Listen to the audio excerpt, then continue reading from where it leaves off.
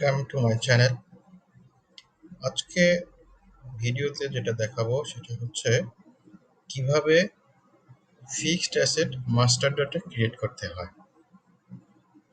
How to create asset master data in SAP system. So আমরা এখন চলে যাচ্ছি কিভাবে fixed asset master data create করতে হয়। এর জন্য প্রথমে আমাকে সিস্টেমের লগ ইন করে কমান্ড বারে টি কোডটা লিখতে হবে। ফিক্সড অ্যাসেট মাস্টার ডাটা ক্রিয়েশনের জন্য টি কোডটা হচ্ছে AS01 AS01 লিখে এন্টার প্রেস করব। দেন আমাদেরকে দিতে হবে অ্যাসেট ক্লাস। সো ধরে নিচ্ছি আমরা একটা ভেহিকেল কিনবো। তো ভেহিকেলের অ্যাসেট ক্লাসটা হচ্ছে হেড অফিসের জন্য একটা ভেহিকেল কিনবো, সেটা 6200। কোম্পানি কোড, এখানে কোম্পানি কোড দিচ্ছে similar number of similar asset একটা। তো যদি একের অধিক হয় তাহলে আমরা অর্থাৎ একই সাথে সিমিলার অনেকগুলো অ্যাসেট ক্রয় করলে আমি একের অধিক নাম্বার দেবো, সেক্ষেত্রে একের অধিক নাম্বার একই সাথে ক্রিয়েট হয়ে যাবে। রেফারেন্স হিসেবে পিভি আছে যদি সেম অ্যাসেট ক্লাসের কোনো বা সেম ক্যাটাগরি কোনো অ্যাসেট ক্রিয়েট করা থাকে সেটা রেফারেন্স হিসেবে দিয়ে দিতে পারি। সো আমরা ধরে নিচ্ছি যে আমরা একটা ফ্রেশ অ্যাসেট ক্রিয়েট করছি। দেন আমাকে ক্লিক করতে হবে মাস্টার ডেটাতে। ওকে, ক্লিক অন মাস্টার ডেটা। প্রথমে ডিসক্রিপশন। সো যেহেতু আমরা ভেহিকেল কিনছি, ভেহিকেলে দিচ্ছি টয়োটা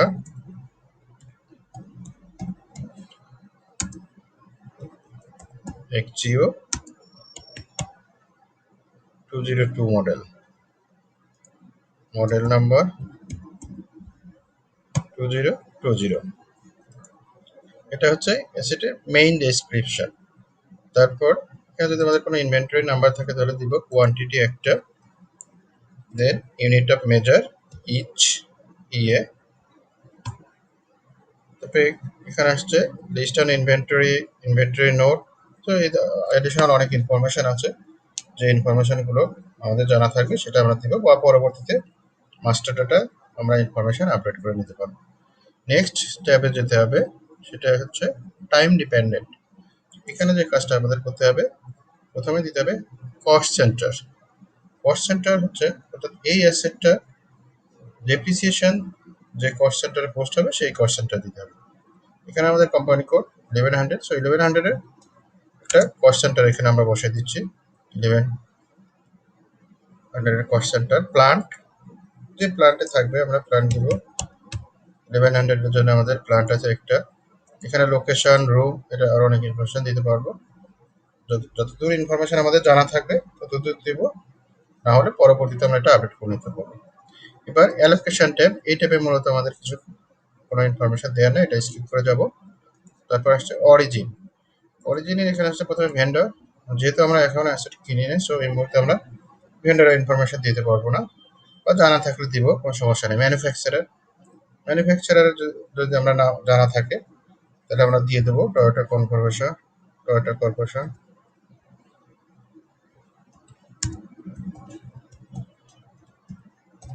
টয়োটা কর্পোরেশন। বা যদি আমি অ্যাসেট পারচেজ, নতুন অ্যাসেট পারচেজ করি তাহলে দেবো অ্যাসেট পারচেজ নিউ। যদি ইউজড অর্থাৎ রিকন্ডিশন গাড়ি আমি কিনি তাহলে ইউজড দেবো। ধরে নিচ্ছি এটা রিকন্ডিশন কার। কান্ট্রি অরিজিন, যেহেতু টয়োটা এটা জাপানের সংক্ষিপ্ত কান্ট্রি কোড হচ্ছে জেপি। জেপি অর্থাৎ জাপান। এখানে প্রত্যেকটা কান্ট্রি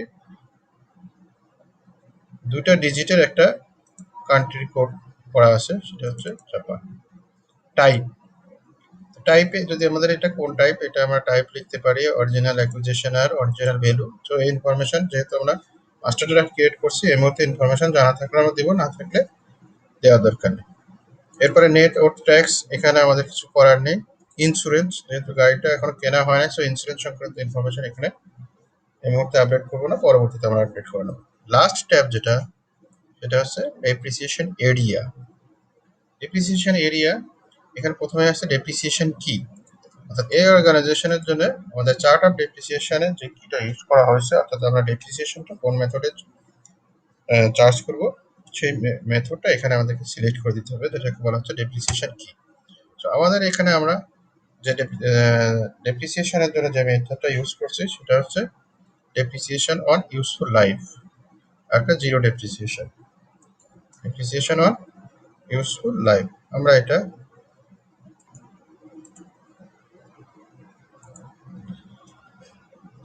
সো এক্ষেত্রে আমাদের ডেপ্রিসিয়েশন, যেহেতু আমরা ডেপ্রিসিয়েশনের জন্য ইউজফুল লাইফ মেথড ইউজ করেছি, সেই মেথডটা দেবো।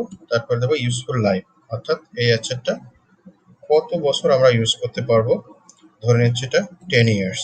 যদি এখানে আরো পিরিয়ড থাকে সে 10 বছর 6 মাস, তাহলে এখানে 10 বছর 6, 10 বছর 3 মাস, 10 বছর 3, এভাবে দিতে হবে। এখানে হচ্ছে ইয়ার আর এখানে হচ্ছে ফ্র্যাকশন পিরিয়ডটা। তারপরে অর্ডিনারি ডেপ্রিসিয়েশন স্টার্ট ডেট, এখানে যদি আমরা চাই যে পরবর্তী যে ডেট থেকে ডেপ্রিসিয়েশন ক্যালকুলেশন করা হবে সে ধরনের ডেপ্রিসিয়েশন ক্যালকুলেশনের ডেট আমরা বসিয়ে দিতে পারি।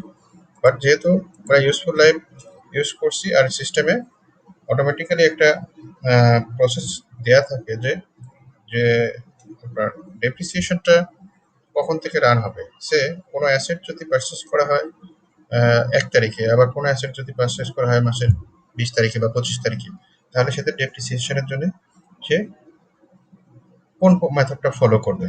তো এখানে আমরা যে মেথডটা ইউজ করেছি সেটা হচ্ছে হলো যে কোনো অ্যাসেট যদি আমরা মাসের 1 তারিখ থেকে 15 তারিখের মধ্যে পারচেস করি, তাহলে সেই অ্যাসেটের ডেপ্রিসিয়েশন ওই মাসেই চার্জ হবে।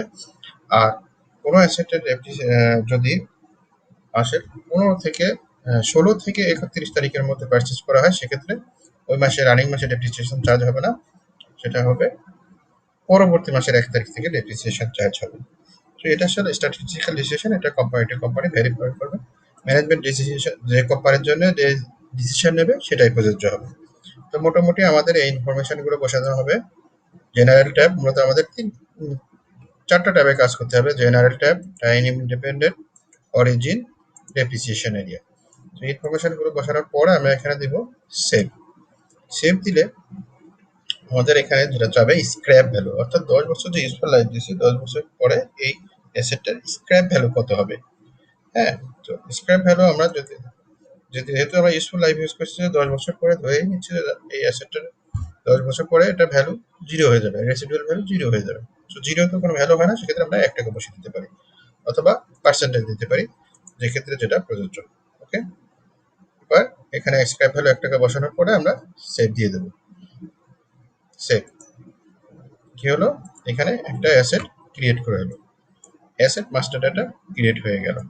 তো এভাবে আমরা যে কোনো অ্যাসেট মাস্টার ডাটা একটা বা একের অধিক যতগুলো সব দরকার ততগুলো অ্যাসেট আমরা ক্রিয়েট করতে পারবো। ধন্যবাদ এতক্ষণ এই অ্যাসেট মাস্টার ডাটা সংক্রান্ত ভিডিওটি দেখার জন্য। তো পরবর্তীতে আমরা অ্যাসেট কিভাবে অ্যাকুইজিশন করবো আমরা কমেন্ট বক্সে জানিয়ে দেবেন। অ্যাসেট অ্যাকুইজিশন কিভাবে হবে প্রসেসটা, সেই সংক্রান্ত ভিডিও যদি আপনারা দেখতে চান বা কোন ধরনের ভিডিও দেখতে চান সেই ইনফরমেশনগুলো কমেন্ট বক্সে লিখে দিলে আমি চেষ্টা করব পরবর্তীতে এই ধরনের ভিডিও করে আপনাদেরকে সুন্দর মতো উপস্থাপন করার জন্য। আর যদি আমার এই ইনফরমেশনগুলো আপনাদের জন্য হেল্পফুল হয়, ভালো লাগে, তাহলে অবশ্যই আমার চ্যানেলটি সাবস্ক্রাইব করে নেবেন। ধন্যবাদ সবাইকে।